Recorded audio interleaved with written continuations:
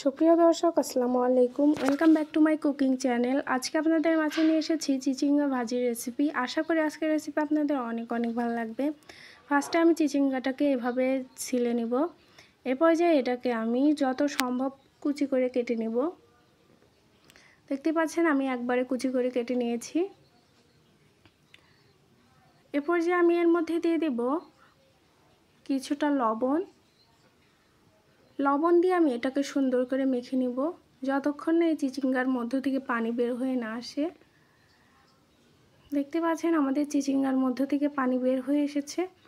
এরপর যে আমি এটাকে সুন্দর করে চিপে আলাদা একটা বলে পানি নিয়ে ওই পানির মধ্যে দিয়ে দিব।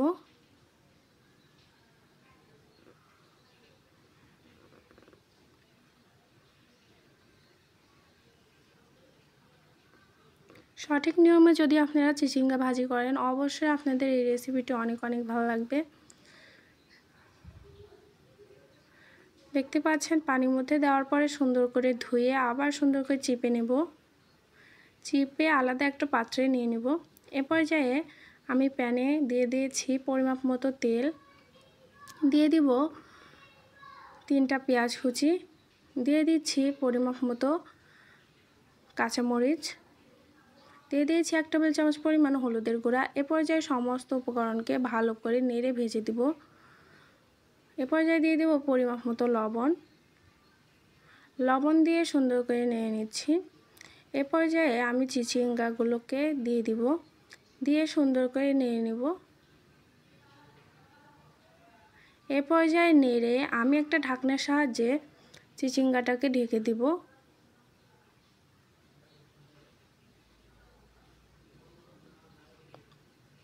চিচিঙ্গাটা ঢেকে দিলে সিদ্ধ হয়ে আসবে, এজন্য ঢেকে দিবেন।